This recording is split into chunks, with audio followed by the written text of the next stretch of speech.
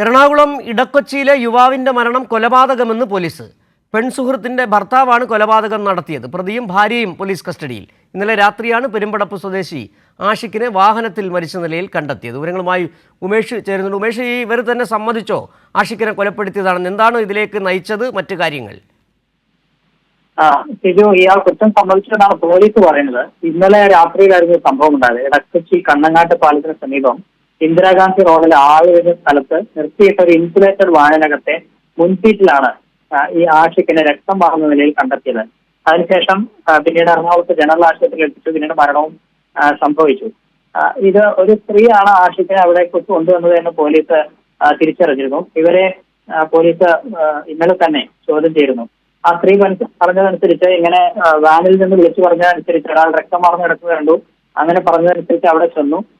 ശേഷം അയാളെ ഓട്ടോറിക്ഷയിൽ ആശുപത്രിയിൽ എത്തിക്കുകയാണ് ഉണ്ടായതെന്നായിരുന്നു ഈ പോലീസിനോട് പറഞ്ഞത്. ഇത് ഈ മരിച്ചയാളുടെ വനിതാ സുഹൃത്താണ് എന്നും പോലീസ് പിന്നീട് വ്യക്തമായിരുന്നു. ഇതിനുശേഷമാണ് ചില സംശയങ്ങൾ പോലീസ് ഉണ്ടാകുന്നത്. കാരണം കാലിലും തുടയിലും എല്ലാം വലിയ മുറിവുകൾ ഉണ്ടായിരുന്നു. സ്ക്രൂ ഡ്രൈവർ ഉപയോഗിച്ച് കുത്തി പരിക്കേൽപ്പിച്ച പോലെയായിരുന്നു കണ്ടിരുന്നത്. അത് ഇരുവരും തമ്മിലുള്ള ബന്ധം വഷളായതിനെ തുടർന്ന് ആത്മഹത്യ ചെയ്യുകയായിരുന്നു എന്നുള്ളതായിരുന്നു ആദ്യം പോലീസിനോട് പറഞ്ഞത്. പോലീസിന്റെ നിഗമനവും അങ്ങനെയായിരുന്നു. പക്ഷേ ഇവരുടെ മൊഴികളിലൊക്കെ വൈരുദ്ധ്യമുള്ളതുകൊണ്ട് ഈ യുവതിയുടെ ഭർത്താവിനെ പോലീസ് കസ്റ്റഡിയിലെടുത്ത് വിശദമായി ചോദ്യം ചെയ്തപ്പോഴാണ് ഇത് ഇയാൾ തന്നെയാണ് ഈ ആഷിഖിനെ കൊലപ്പെടുത്തിയത് എന്നുള്ള കാര്യം പോലീസിന് ഇപ്പോൾ വ്യക്തമായിരിക്കുന്നത്.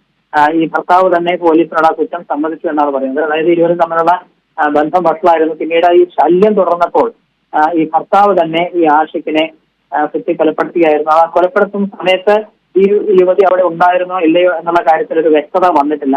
അതുകൊണ്ട് രണ്ടുപേരും ഇപ്പോൾ പോലീസിന്റെ കസ്റ്റഡിയിലുണ്ട്. ഭർത്താവും ഭാര്യയും പോലീസിന്റെ കസ്റ്റഡിയിലുണ്ട്. ഇരുവരെയും വിശദമായി ചോദ്യം ചെയ്തു വരികയാണ്. നിലവിൽ ഇയാളാണ് കൊലപാതകം ചെയ്തത് എന്നുള്ളത് പോലീസിന് വ്യക്തമായിട്ടുണ്ട്.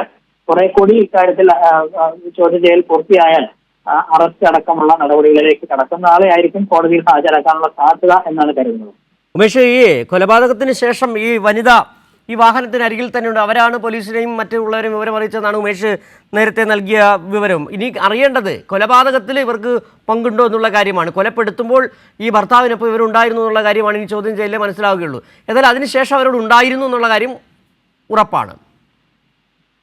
അതായത് ഈ പരിക്കേറ്റ നിലയിൽ കണ്ട ആഷിഖിനെ ആശുപത്രിയിൽ എത്തിച്ചത് ഈ വനിതാ സുഹൃത്താണ്. അക്കാര്യം ഉറപ്പായിട്ടുള്ളത് ആശുപത്രി അധികൃതരും പോലീസിനോട് പറഞ്ഞിട്ടുണ്ട്. ഇങ്ങനെ ഒരു സ്ത്രീയാണ് ഓട്ടോറിക്ഷയിൽ കൊണ്ടുവന്നത് എന്നുള്ളത്. ഇവരും പോലീസിനോട് അക്കാര്യം സമ്മതിച്ചിട്ടുമുണ്ട്.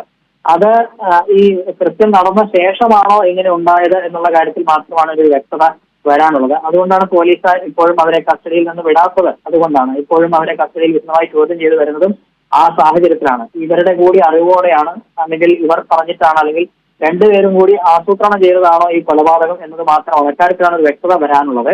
ഏതായാലും യുവതിയുടെ ഭർത്താവാണ് കൊലപാതകം ചെയ്തത് എന്നുള്ള കാര്യം സ്ഥിരീകരിച്ചിട്ടുണ്ട്. രണ്ടുപേരും കൂടി ആസൂത്രണം ചെയ്തതാണോ എന്നുള്ളത് ഇന്ന് വൈകിട്ടോടെ തന്നെ അക്കാര്യത്തിൽ വ്യക്തത വരും എന്നാണ് പോലീസ് കരുതുന്നത്.